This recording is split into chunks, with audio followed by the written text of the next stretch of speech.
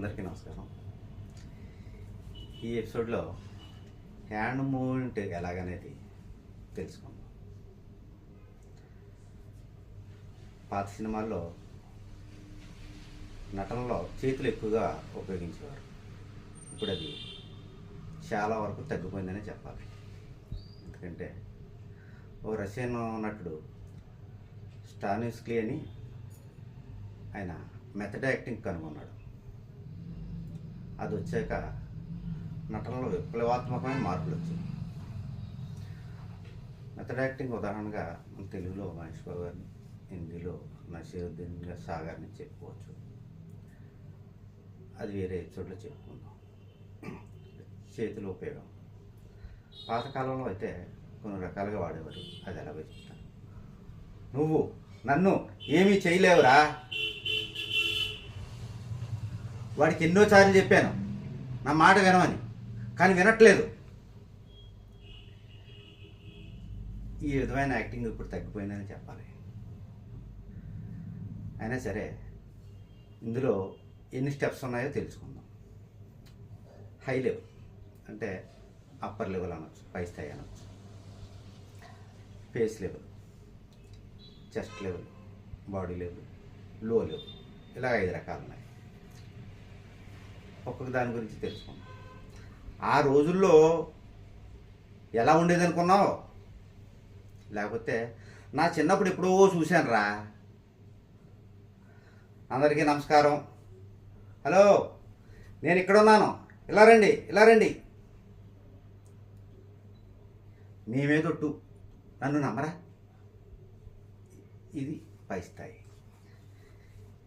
Face level, అబ్బా వీటితో తలనొప్పి వచ్చి పడిపోతుందిరా.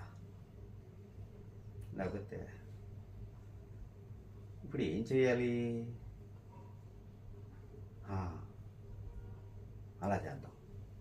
అది ఫేస్. ఇంక చెస్ట్.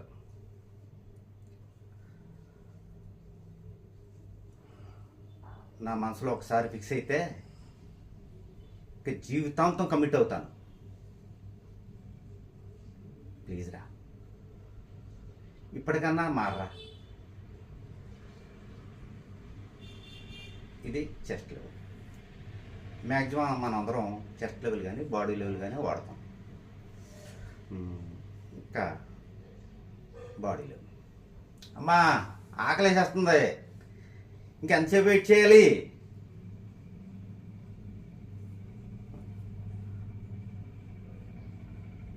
బా కడుపు నొప్పి భరించలేకపోతున్నాను. ఇది ఎప్పుడు తగ్గిద్దో ఏంటో. హాస్పిటల్కి వెళ్ళి వచ్చాను, అయినా లాభం లేకపోయింది. ఇలా లో లెవెల్ ఏంటి? టైం ఎంత అయింది? ఇంకా రాలేదేంటి?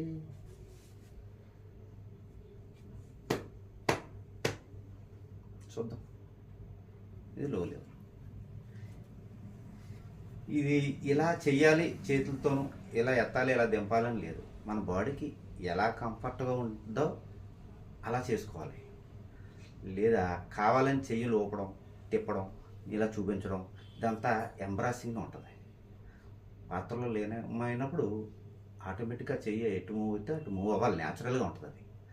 అలా చేతుల్ని మనలో ఇప్పుడున్న ప్రజెంట్ నటుల్లో ఎక్కువగా ఉపయోగించేది, అద్భుతంగా ఉపయోగించేది ప్రకాష్ రాజ్ గారు. ఎపిసోడ్ ఇంతటితో ముగిద్దాం. మరో ఎపిసోడ్లో చేతుల్ని ఏ పాత్రకి ఎలాగా ఉపయోగిస్తే న్యాచురల్గా ఉంటుందో తెలుసుకుందాం.